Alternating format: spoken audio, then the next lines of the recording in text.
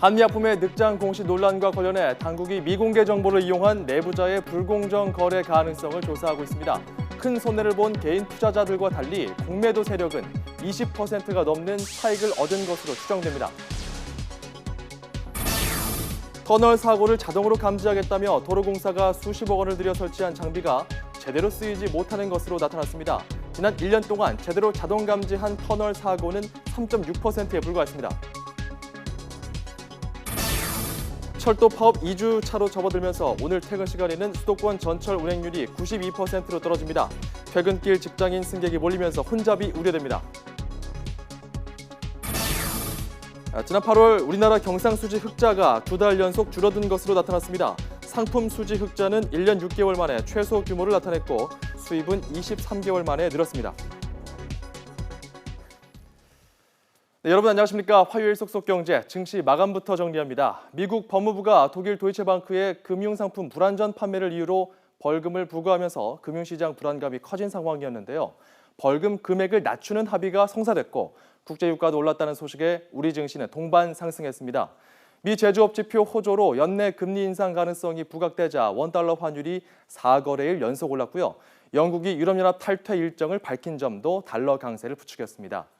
악재성 재료 늑장 공시 논란에 한미약품은 2거래일째 폭락했습니다. 지주사 한미사이언스를 비롯해 JW 중해제약, 영진약품 등 국내 제약 바이오주가 대체로 한미발 악재 영향을 받았습니다.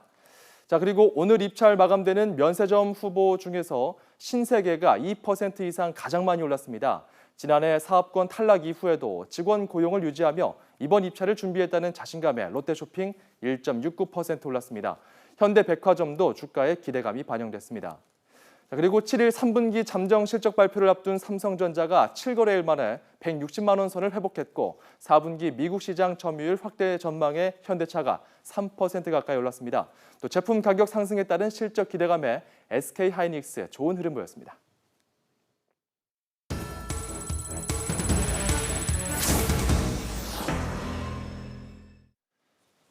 한미약품, 늑장 공시 의혹과 관련해서 공개적으로 거짓 해명을 한 것으로 드러났습니다. 시간이 갈수록 의혹은 점차 커지고 있는데요. 이대건 기자와 함께 자세한 내용 짚어보겠습니다. 한미약품이 이제 공식 기자회견을 그제 열었는데요. 네, 그제 열었죠. 예. 이 자리에서 늑장 공시 의혹 관련해 어떠한 의도도 없었다 이렇게 해명했습니다. 네. 정말 문제가 없는 겁니까? 네, 문제가 있는지 없는지를 확인하기 위해서 주가가 폭락했던 30일과 그 전날 저녁에 과연 무슨 일이 있었는지부터 알아야 할 것 같습니다. 시간 순으로 정리해봤습니다. 한미약품이 독일 베링거 인겔하임으로부터 폐암치료 신약의 개발 중단을 통보받은 게 지난달 29일 오후 7시 6분입니다. 분명 안 좋은 소식입니다. 다음 날 오전 8시 반 한미약품 직원이 서울 여의도에 있는 한국거래소를 직접 찾습니다. 5분 뒤 거래소 공시 담당자와 통화해 계약 중단 내용을 처음으로 전달합니다.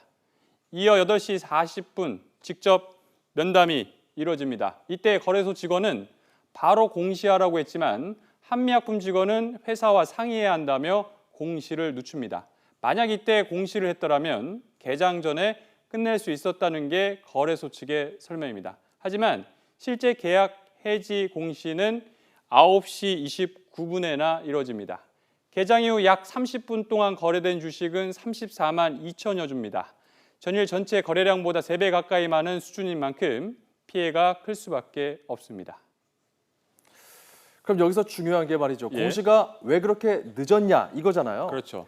한미약품이 공시를 위해서 반드시 거래소에 직접 찾아가서 해야 되는 겁니까? 네, 결론부터 말씀드리겠습니다. 전혀 그럴 필요 없습니다. 한미약품이 받은 신약 개발 중단 통보는 기술 이전과 관련돼 있기 때문에 자율공시 사항입니다. 따라서 한미약품이 공시 내용을 전자 공시 시스템에 직접 입력하고 엔터키만 누르면 끝납니다. 이런데도 한미약품은 기자회견에서 엉뚱한 해명을 내놨습니다. 전자공시 시스템은 아시다시피 회사 담당자가 입력을 하고 이 입력한 사실을 정권거래소 담당자가 검토해서 승인함으로써 공시가 됩니다. 법인이 이제 공시를 입력하고 전송하면 그 내용이 투자자에게 최종적으로 다 배포가 됩니다. 그래서 시스템상에서 저희가 사전 검토하거나 승인하는 절차는 없습니다. 네, 물론 한미약품이 밝힌 사전 검토 단계가 필요한 공시 내용이 물론 있습니다. 합병이나 20% 이상 감자 등 기업에 큰 변화가 있을 때인데 이번 한미약품 경우는 이에 해당하지 않습니다. 여기서 중요한 것은 29일 오후였죠. 한미약품이 1조 원대 수출 계약을 따냈다는 호재성 공시는 거래소를 찾지 않고 직접 입력하는 방식으로 이루어졌다는 겁니다. 악재성 공시 때와는 많이 다릅니다. 정말 그러네요. 이 공시 과정도 그렇고 이를 해명하는 과정도 그렇고요. 더더욱 이해가 되지 않는 상황인데 그렇다면 이렇게 공시를 좀 늦게 한 것 자체가 불법으로 볼 수 있습니까? 아닙니다. 자율공시는 말 그대로 의무가 아니라 기업 자율에 맡기는 겁니다. 자율공시는 이길 공시 의무입니다. 만약 29일에 소식을 들으면 다음 날인 30일 내에서만 하면 됩니다. 따라서 한미약품이 저렇게 늦게 하더라도 불법이나 탈법은 아니라는 겁니다. 그런데 저 과정에서 불법 행위가 있을 수는 있습니다. 여기서 바로 공매도라는 키워드가 등장합니다. 공매도는 없는 주식을 판다 이런 의미입니다. 예를 들면 100원짜리 주식이 떨어질 것이라고 예상하는 투자자가 주식을 빌려서 100원에 팔고 나중에 주식이 90원이 되면 다시 사서 주식으로 갚아 10원을 남길 수 있는 제도입니다. 지난달 30일 공매도 수량은 10만 4천여 주, 액수로 치면 616억 원입니다. 이게 어느 정도냐면요. 올해 하루 평균 공매도 수량은 4,950주에 불과해 액수로 치면 9월 한 달 전체 공매도 금액과 비슷합니다. 따라서 미공개 정보를 이용한 공매도 세력을 의심할 수 있는 대목입니다. 만약 이들이 최고가에 팔고 최저가의 주식을 다시 샀다면 한 주당 15만 2천 원씩 차익이 생기는데 23%가 넘는 수익률입니다. 참고로 30일 당일 기관은 2,037억 원어치를 팔았지만 개인 투자자들은 2,101억 원을 사들였습니다. 호재 공시는 8시간 만에, 악재 공시는 14시간 만에 한 사실만으로도 한미약품은 도덕적 해이라는 비판을 받을 수 있습니다. 이보다 더 큰 불법 문제가 있었는지는 현재 금융당국의 조사 결과가 나오면 밝혀질 것으로 보입니다. YTN 이대훈입니다.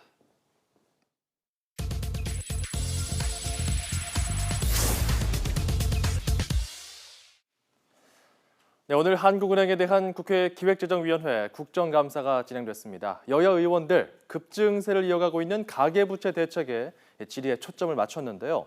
이주열 한국은행 총재는 가계부채 문제가 경제 위기로 이어질 상황은 아닌 것으로 본다면서 부동산 시장 등에 영향을 미칠 수 있는 규제책을 시행하는 데는 신중해야 한다고 답했습니다. 자, 국감 현장 가서 직접 들어보시죠. 지금 현재 우리 가계부채의 수준이 경제 위기로까지 연결될 가능성이 있다고 보는지 어떻게 평가하고 계십니까? 네, 지금 현재로서는 그런 시스템 위기를 초래할 만한 그런 상황은 아니라고 판단하고 있습니다.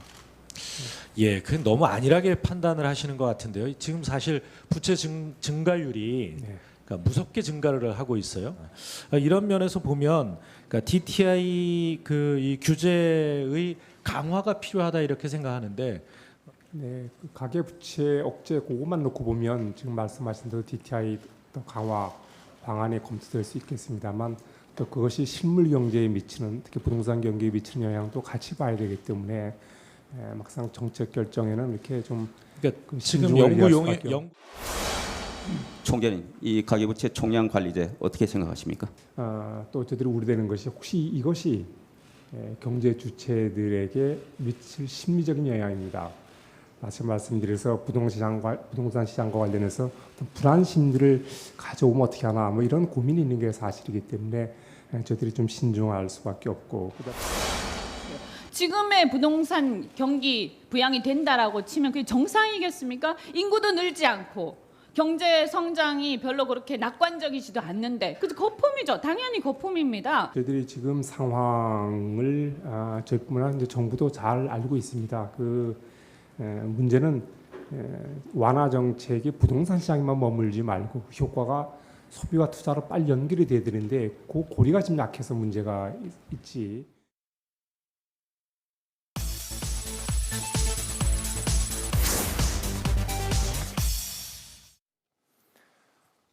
네, 우리 사회의 모습을 많이 바꾸고 있는 김영란법이 시행된 지 오늘로 딱 일주일째인데요. 지난 7월 말 헌법재판소의 합헌 결정만으로도 식당가에 파장을 미쳤다는 조사 결과가 나왔습니다.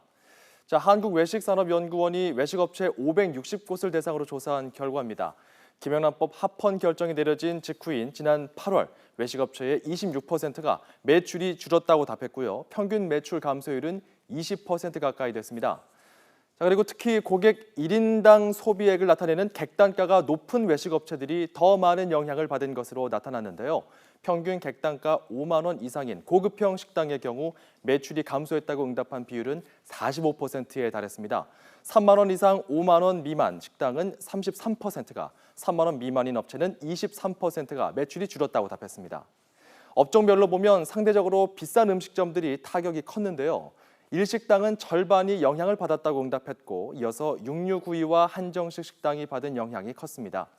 자, 한국외식산업연구원은 김영란법 시행으로 달라진 외식 환경에 적극 대응해야 한다며 3만 원 미만의 새 메뉴를 출시하거나 더치페이에 대한 대책을 마련할 필요가 있다고 지적했습니다.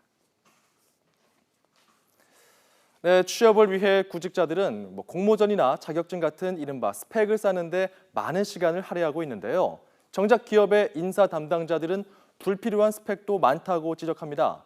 한 취업 포털 사이트에서 인사 담당자 400여 명에게 신입 채용 시 불필요한 스펙을 갖춘 지원자가 있냐고 물어봤더니 10명 중 7명이 있다고 답했습니다.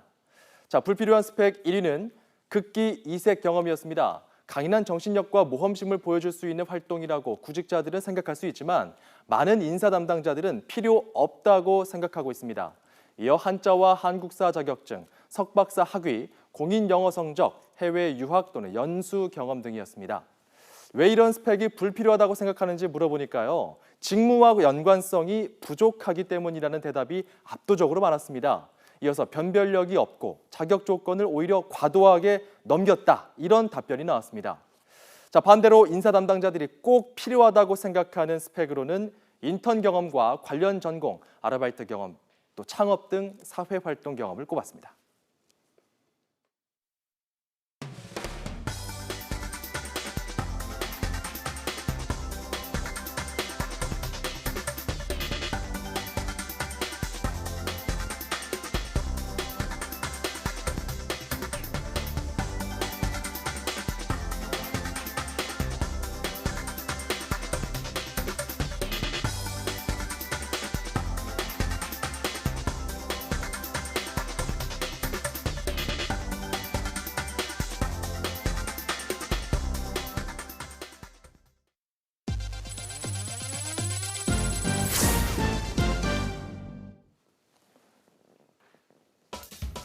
SK그룹 계열 호텔인 워커힐 호텔이 전 세계적인 호텔 브랜드 쉐라톤과 40년 만에 결별합니다.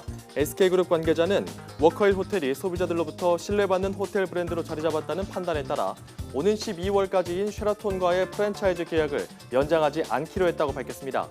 지난 1963년에 개장한 워커힐 호텔은 1977년부터 지금까지 쉐라톤 호텔과 계약을 맺고 쉐라톤 워커힐 호텔이라는 이름을 사용해왔습니다. 롯데가 사회공헌 조직과 인력을 크게 늘립니다. 롯데 관계자는 다음 달쯤 그룹이 내놓을 개혁안에 호텔 롯데 상장 재추진과 함께 사회공헌 강화가 핵심 내용으로 포함될 거라고 밝혔습니다. 이에 따라 현재 정책본부 내에 5명 안팎에 불과한 사회공헌 전담 인력이 3배 이상 대폭 확충될 것으로 알려졌습니다. 서희건설이 오늘 지진 피해를 입은 경주시에 복구지원금 2억 원을 전달했습니다. 서희건설은 지진으로 불안해하는 경주 시민들에게 용기와 희망을 주고 나눔 경영을 실천하기 위해 성금을 냈다고 밝혔습니다. 서희건설 측은 사내 집 고쳐주기 봉사단체인 새둥지 봉사단을 경주에 파견키로 했습니다. 삼성전자는 국내 최초로 UHD 블루레이 플레이어를 출시했다고 밝혔습니다. 이 제품은 기존 풀 HD 콘텐츠를 UHD 수준의 고해상도로 재생해 일반 블루레이 디스크 플레이어와 비교하면 2배 이상의 풍부한 색상 표현이 가능합니다. 이와 함께 기존의 CD와 DVD, 블루레이 디스크 등 모든 디스크 제품의 재생이 가능해서 다양한 종류의 콘텐츠를 즐길 수 있습니다. LG전자는 글로벌 온라인 결제 서비스 업체인 페이먼트 월과 손잡고 LG 웹 OS TV 전용 결제 서비스를 시작했다고 밝혔습니다.